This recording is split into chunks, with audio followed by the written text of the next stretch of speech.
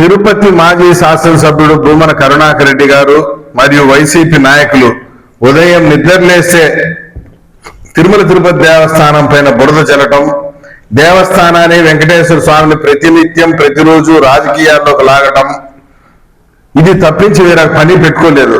ప్రపంచవ్యాప్తంగా ఉన్నటువంటి హిందువుల మనోభావాల్ని గాయపరిచే విధంగా ప్రతిరోజు దేవస్థానం పైన ఏదో ఒక ప్రెస్ మీట్ పెట్టడం, దేవస్థానాన్ని, స్వామివారిని, వెంకటేశ్వర స్వామిని బజార్లోకి లాగడం తప్పించి వేరే లేదు.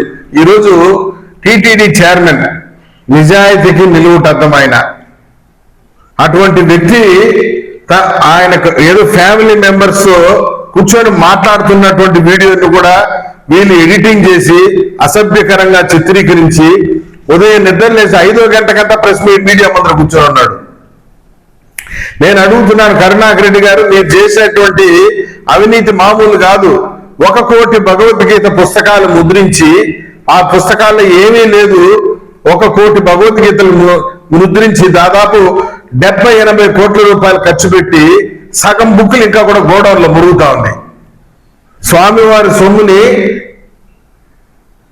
గంపగుత్తుగా విచ్చలవిడిగా ఖర్చు పెట్టేసి 1 కోటి భగవద్గీతలు ముద్రించి అది ఎవరికి పంచి పెట్టకుండా గోడౌన్లు మురుగుతున్నాయి.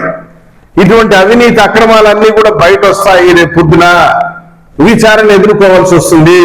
1 మ్యాన్ కమిషన్ రేపు పొద్దున వస్తున్న ఈ పరిస్థితుల్లో ప్రజల యొక్క, భక్తుల యొక్క అటెన్షన్ ని డీవియేట్ చేయడానికి కోసం ఈరోజు బిఆర్ నాయుడు గారి పైన, టీటీడీ చైర్మన్ పైన ఇటువంటి ఫేక్ వీడియో ఒకటి క్రియేట్ చేసి జనాలపై రుద్ది మీరు చేసేటువంటి అవినీతిని డీవియేట్ చేయడానికి కుట్ర పన్నుతున్నారు. నేను అడుగుతున్నాను, కరుణాకర్ రెడ్డి గారు కానీ, జగన్మోహన్ రెడ్డి గారు కానీ వెంకటేశ్వర స్వామితో చెలగాటం ఆడుకుంటే ఈసారి 11న వచ్చింది మీకు, రానున్న రోజులు అది కూడా రాకుండా రాజకీయంగా పతనం అవుతారని చెప్పే సందర్భంగా తెలియజేసుకుంటూ, చిత్తశుద్ధి నిజాయితీకి నిలువుటెత్తమైనటువంటి టీటీడీ చైర్మన్ బిఆర్ నాయుడు గారి పైన అవాకులు చవాకులు ఇటువంటి ఫేక్ వీడియోస్ తయారు చేసి స్వామివారిని బజారు లాగేటువంటి ప్రయత్నాన్ని మానుకోవాలని చెప్పి కరుణాకర్ రెడ్డి గారికి గట్టిగా హెచ్చరిస్తున్నాం.